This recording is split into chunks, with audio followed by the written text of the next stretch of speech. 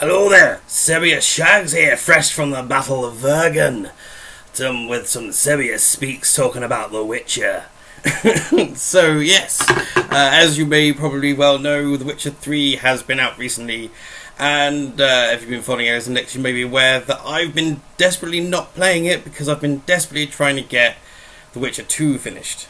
Because it was free on Xbox Gold Games a while ago, and it was amazing.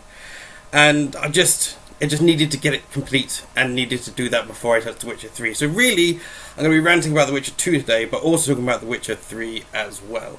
Because I have finally started that, and had some interesting experiences so far. So, The Witcher, people probably know a bit about The Witcher now, but just to give you an idea, Witchers are mutants. They are basically people that go to a special citadel where they're trained and they're mutated, so their hair goes white and they get like cat's eyes, and they have immense powers of resilience and some sign magic, so fire, telekinesis, traps and shields and things. Basically, they are badass monster slayers, which are a necessary thing in the world we find ourselves in. This epic kind of European medieval madness with also magic and monsters. Because there was an alignment or an attunement of the spheres when essentially a horrible demon monster world came into alignment with the world that's in The Witcher, and from that magic and monsters kind of joined the world for the party, making the Witchers necessary. So that's an idea of what Geralt is. Geralt is Geralt of Rivia. He is the protagonist in these games, and he is kind of the most famous and most epic Witcher, called the White Wolf, the Grey Wolf, the White Wolf, I think. And yeah, he then essentially has a steel sword, which he used to chop up chaps and people who are being bad or people who are not paying him, and he also has a silver sword for hacking up magical monsters and things, and you can put oils and things on them to make them more effective, and you can take potions and meditate and all that good stuff. So that's an idea of who Geralt is, and he's a really cool character. He is very kind of reminds me of Solid Snake from the Metal Gear Solid games in some ways. He's kind of like him. He has his kind of gravelly voice when he likes to go and then make you get naked, because there's lots of sex and fun and things in the Witcher games. They're heavy on fantasy, heavy on politics, heavy on graphic violence, which has got even better, even more graphic in The Witcher 3, and rather graphic, and some people have said gratuitous sex scenes and naughty bits and boobies and all sorts of things. But we do see a bit more in the third one of Geralt's scarred up, ripped abs as well, so balancing out a little bit more. But so essentially, I didn't play The Witcher 1. I didn't really hear about the Witcher games really until the hype for The Witcher 3 kind of came out. I heard it in passing, but never really played it. So I missed the first one. There's some great videos on YouTube that from the makers of the game themselves that essentially sum up the first one, which were brought out for the second one, so you could just jump into the second one. But the story of the first one, essentially, very, very loosely, is the fact that Geralt, there's the whole Wild Hunt thing, which is obviously the name of the third one, who are some mysterious wraith kind of horsemen like Nazgul from Lord of the Rings in a kind of way. They come and they take people, essentially mostly bad people, and make them join their ranks in a sort of Nazgul White Walker-y kind of way. And they took his girlfriend of the time, Yennefer. And he loses his memory. He goes on an adventure. There's people are very racist in The Witcher. That's race as in the other races. You also have dwarves and elves, and people don't like them. And there's also sorceresses and witches and all sorts of things. And people like to be very puritanical and hating them and just horrible. So there's a big uprising in the first one, and you kind of get embroiled in it, even though he kind of tries to stay neutral all the time, but just gets swept up in epic uprisings and rebellions, because that's just more exciting for a game, I suppose. But so that happens. The big uprising, they fight for some independence for dwarves and elves, and so people can just back off from them. And it turns out that there's some Fistek, which is like the crack or meth, I suppose, for the Witcher universe. It's been cooked up by some crazy guy who is in the whole plot. He's trying to get the secrets of Witcher mutations so he can build a super army of crazy messed up things, which he starts to release because he does nick the stuff. But eventually, as you can imagine, Geralt takes him down and does his thing. So that's kind of very loosely and probably a bit wrong some summary of the first game. But on to the second game, which is where I came in. Now let's bear in mind, this was completely free on Xbox Live a little while ago, and it's probably cheap as chips to pick up now. I'm going to say two very conflicting things here. I'm going to say, if you haven't played The Witcher 3 yet, play The Witcher 2. Not because it necessarily follows on the story particularly much. It is following on the story chronologically, but it's not essential. Things don't necessarily exactly marry up, and there is the option to simulate your choices in The Witcher 3 from The Witcher 2, which is one of the most bizarre and not explained menus in a game ever when you begin. It says simulate saves from Witcher 2, yes, no. So basically you definitely want to click yes if you're playing on another platform that you can't load the save from The Witcher 2 on. And I was worried that I clicked the wrong one, because it's quite a long time until you actually ask the questions that marry up in a bit of a kind of discussion with one of the NPCs in a slight Mass Effect way. That, like, Mass Effect could ask you the question to see if you'd been an awful person and killed members of your team or saved various ones. I can't talk about Mass Effect, I feel awful. Problematic. I'm sorry, Mordin. But back to The Witcher. So do that, simulate on, and don't fear, because you have to get out of the whole first area before someone will actually even ask you the questions to marry things up. So you can even change the decisions you've made. Or if, like me, you wanted the achievements, you made both decisions most of the time anyway. So yes, so The Witcher 2. You are Geralt, you find yourself stuck in prison, and you are recounting the day which you were kind of on the battle, an uprising which was against King Foltest, who The Witcher was kind of the King's Witcher at the time, and he was part of the battle, and it all went lovely, and things seemed to be going well. They fought through the rebel lines, got to his children, only for a Witcher disguised as a monk to kill the king and basically pin it on Geralt. That may seem like a spoiler, but that's like just the beginning of the prologue of the game. That sets the tone for the game. And so essentially you try and escape, and you just go through the world. And the world of The Witcher is just so rich. Like, from the ridiculously outlandish but wonderfully kind of weirdly accurate medieval costumes, just amazing. The crude, like, peasantry, and they will just sort of swear or scream at you. There's a wonderful guy in Flotsam who is a kind of a posh merchant, I believe. If you ever try and talk to him, he just goes, "Help! The mutant's harassing me!" Which is just glorious. So I just harassed him a lot. Just a little bit in games like that made me so happy. It was like in... Was it in Arkham Asylum or Arkham... One of the DLCs for the Arkham games where you could gag and ungag Harley. I spent a while doing that, which was just amusing. But you follow him through this crazy plot and intrigue. You hear about the suffering and plights of the dwarves and elves again, and there's a whole rebellion of elves who are kind of together called the Scoia'tael, led by an elf called Iorveth. They're also called the Squirrels in a wonderful way, because people love to make things sound like other things to be disrespectful to people, but they do live in the woods and they are called the Scoia'tael, so the squirrels isn't that bad, to be honest. But the people that don't like them are bad, obviously, because elves are cool. Everyone knows elves are cool. They can be a bit snooting about their own asses, but elves are generally cool, and dwarves are even cooler. So essentially you go through and you have to choose whether you're going to be following the person who got you out of prison in the first place, or the leader of the Elven Rebellion, and which essentially splits the game off at the end of chapter 1 into two whole different games. So I went with the Scoia'tael leader and played through Iorveth's Path, which takes you to a whole different town, which is the town of Vergin, where it's a free state where dwarves and elves and people and maybe even other things, wanted and unwanted, live. I won't say too much about that, because that's quite a crazy thing you find out in there about one of the people that lives there. Well, there's a few things you find out about people that live there, but anyway, just the depth of each character and the amount you can talk to people, and the books and the things the bestiary of the various different monsters that there are around is just incredible.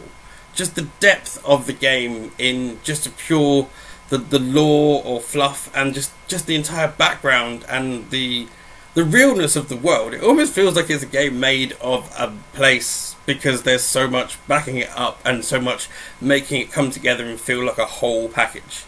And that's why I think you should definitely play The Witcher 2 before The Witcher 3. But I was going to say I was going to be conflicting. The other conflicting thing is, maybe don't pick up The Witcher 3 after just playing The Witcher 2 for a ridiculously long time, like I did, because the controls are very different and it messes with your brain and makes you feel weird. Because there are some big differences with The Witcher 2 and The Witcher 3, but I'll talk about The Witcher 3 a bit more in a minute.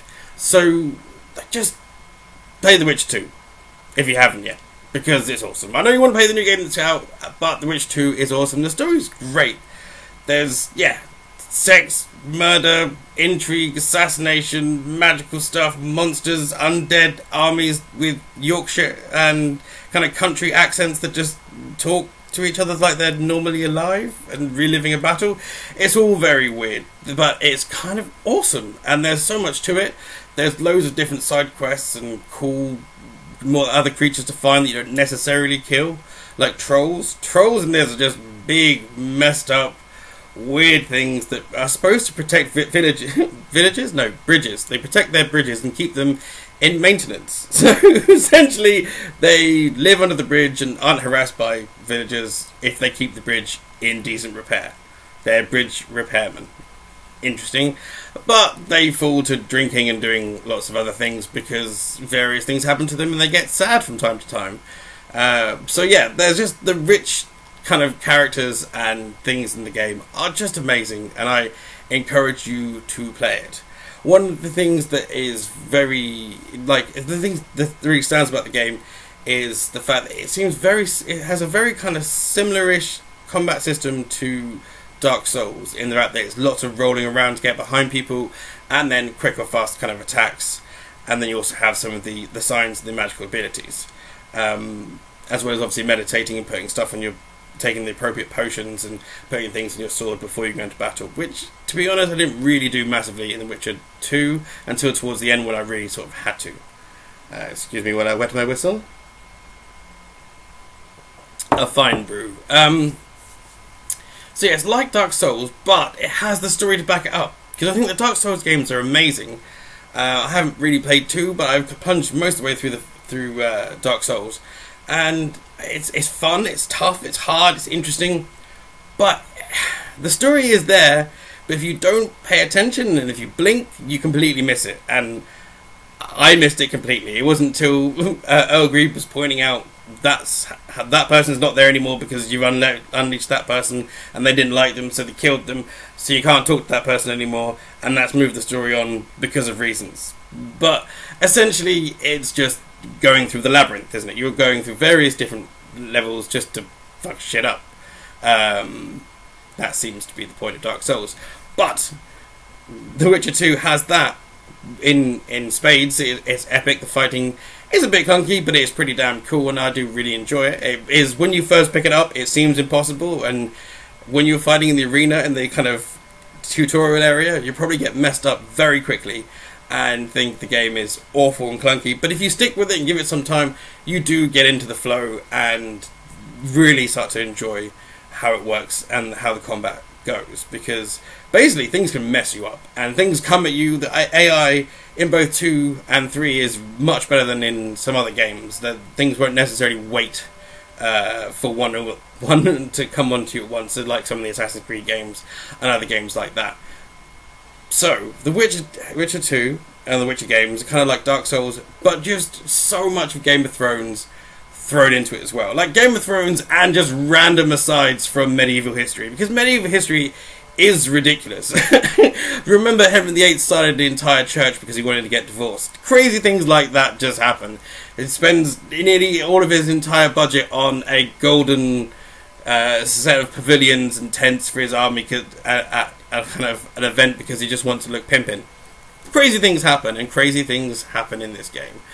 Those were from history, obviously Henry VIII, but even madder things happen in the games, and they're just rich and tasty, and I want you to play it. But so that's The Witcher 2. I just loved it. Everything about it. Other than the fact that, like, if you don't know the story of the first one and how Geralt got whipped up in the rebellion to kind of help the dwarves and elves, it makes your choice when it's either kind of Roach or Iorveth a bit tricky at the end of chapter 1, because some guy just broke you out of prison, another guy is a known kind of terrorist, so yeah, that seems bad. But then when you realise that Roach is insanely racist, but he did get you out of prison, but insanely racist, and Iorveth is really actually a terrorist but fighting for good. So yeah, you go with Iorveth because that just seems the right thing to do. But on to 3. So I completed 2, loved it, got to 3. There are some big changes, and big being an operative word. It's so much bigger. It's much more sandboxed in a way once you get to the points where it can be more sandboxed. Which is kind of incredible, and just seems to be so vast with so many different things to explore in that sort of Elder Scrolls Skyrim-y kind of way. Whereas Witcher 2 had, you were in set sort of towns and you could explore all the way round and do all the things around it, but you had to do all that before you moved on because it was very difficult or impossible to get back. But in this it seems you can go all over the place. But in the first area of The Witcher, if you want to do all the side quests, do all the side quests before you try and leave, because a bunch of them failed for me, so I reloaded the save. But, so yesterday, after spending hours and hours and hours, finally getting to the end of Witcher 2, it was time to pick up The Witcher 3. And I was excited. I was really excited. And it just felt weird, because it's very different now. Controls different. You had... for Xbox, A and X, so A was fast attack, X was heavy attack, Y was use your signs, and it's changed now. A is now roll, which was B, and B is now dodge, which is much better than the roll, and kind of serves the use that the roll had in The Witcher 2. Also now signs are right trigger, which is really confusing when you're so used to pressing Y. And there's constant parrying with the left trigger, which was the target lock button before, whereas the target lock button is now pressing in the right stick, which keeps you locked onto a thing, which actually in fights is really difficult because it kind of shifts the whole focus onto one thing. Now, yeah, you want to whittle numbers down, but you also need to be able to see a fight properly. And in The Witcher 2, you can just hold L2, focus on someone, and get your attacks in, let go, and then you open it up in the whole battle. You can't do that so much in The Witcher 3, but it's something you get used to after a while, especially the button differences. But everyone is kind of advising you play on Blood and Broken Bones mode, which is the second most hardest, I think. And, whoa, it is hard. It is dropping you in quite seriously in the deep end, but it's worth it. And after a few hours of cursing and realising you do need to save every couple of seconds. I'm not making this up, not making over a point. You need to save this after you do anything, because anything can kill you, and you don't know where you're going to go back to. It does auto save somewhat, but not like Skyrim, in that when anything significant happens or you go out any door, it saves. It does not do that. You will have a good few hours of going, how the hell does the clunky, I'm supposed to be Geralt, but I can't do shit, why? Because basically you, or more importantly, yesterday, me, suck. And that can make the game seem like it sucks, but stick with it because it's probably you, because it looks beautiful, and again it has this rich kind of wonderful world, and it's just, oh, I love it. One of the interesting things about the Witcher games is they have mini games in them, or well, some mini games, and one of them was dice poker in The Witcher 2, which I hear was much better in the first Witcher because it used standard dice and you could see what was going on.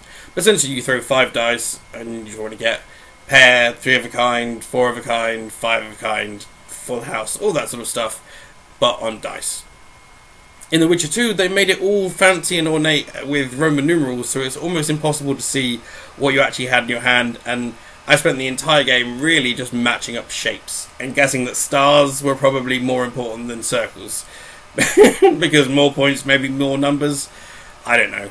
But, and also the other thing that was horrible about dice poker in The Witcher 2 was if you threw the dice too hard, they could bounce out of the the board that you're playing on and not be counted in the game.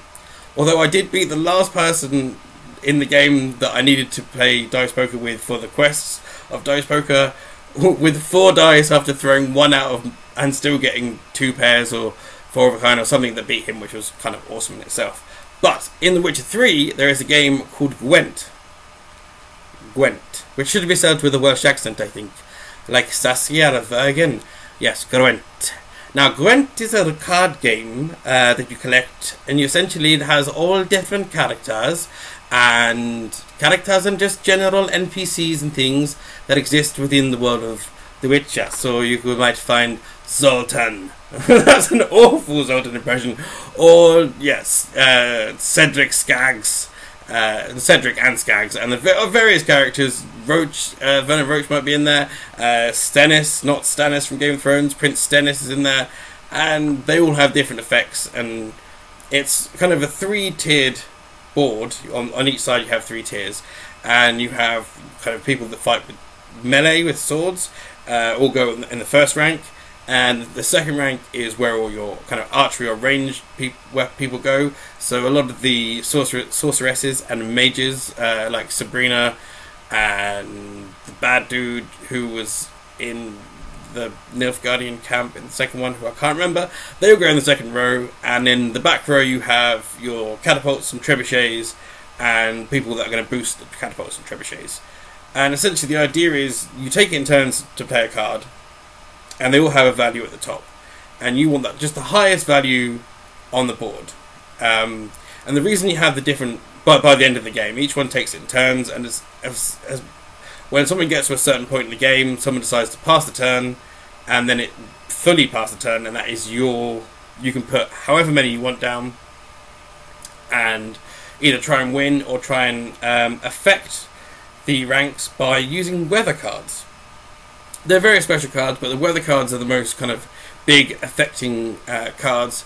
And you have, so there's clear weather, which is obviously gets rid of all the weather.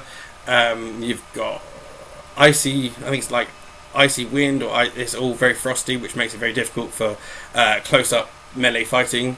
There's fog, which affects the archers and ranged attacks, and there is torrential rain, which seems to attack the siege and catapult weapons. And essentially what that does is reduces everything's value in that row to 1, unless it's a special card which refuses to do that, which the second person you get to play in the entire game, I lost my entire every penny I had, every Oreo. I didn't have a cookie to my name because I played them, and they had these 10 strength couldn't be minus cards and doubling powers, and it was just ridiculous. But the game is so much fun, and I can't wait to collect more cards. And the fact that they're bringing stuff into the game that either is in The Witcher 3 that I have yet to get to, or is just lots of nods to the previous games as well, which is just awesome. And it's a quest in the game to collect every single card, got to catch them all, and just play this game. And it sounds ridiculous, and it seems like a bit of a head scratcher at first. It doesn't really necessarily explain how to play that well or get you into the zone. I definitely had a lot of help from Sarah explaining me quite what I was doing, and the fact that I've lost my money probably proves that I don't really know what I'm doing, but having lots of fun, and it's just a really good game. I kind of want to Gwent deck in real life and play it with actual physical cards, because it's kind of awesome. But yeah, that's not the main thing about The Witcher 3. The Witcher 3 looks beautiful, but it's kind of a bit daunting, the fact that you're only in a small area at the beginning, but small is relative, and freedom is kind of a big thing. You're not kind of thrust straight into a big political plot from the beginning. You're introduced as the Witcher. We have flashbacks at the beginning and all sorts of stuff going on, but you're not really embroiled in stuff. They really want to take you by the hand and presume that you haven't played the other Witcher games, which is great for getting people into the game, and great for giving me a chance to change my head to the new scheme of buttons and constantly stop pressing the wrong buttons and getting killed. But at the same time, I wanted to be grabbed straight away, and don't get me wrong, the visuals and just everything does that. It is beautiful, even if it can't always handle the frame rate on both the PlayStation and Xbox, because they basically the PlayStation's stuck at 30, and the Xbox is open, but it has difficulty getting to 60, which is what the game needs.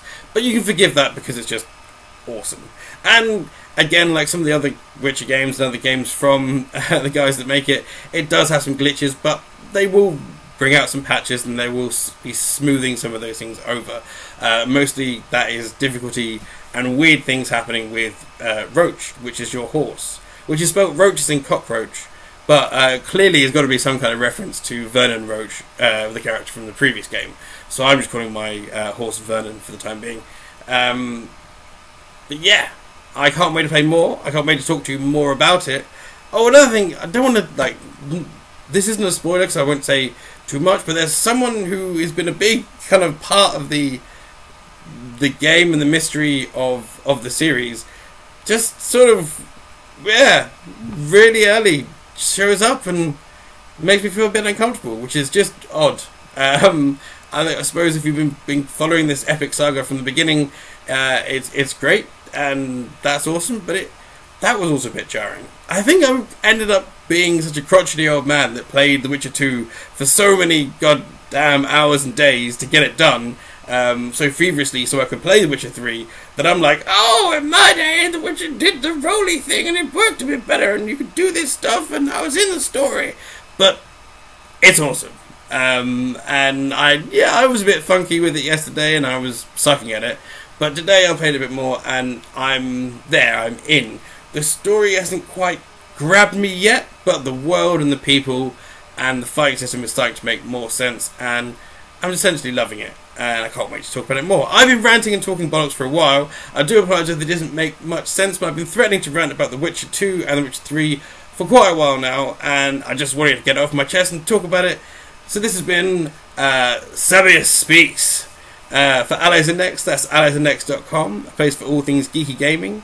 Check us out on there. There's been lots of exciting stuff going on this week. We've had more X-Wing reviews from Boris. We got some King of War reviews from Vegan Wargamer. There's been all sorts of stuff going up there, and hopefully I'll be sharing some more stuff in the week as well. So yeah, check out alliesandnext.com, a place for all things geeky gaming, and I'll catch you guys later. Tally bye.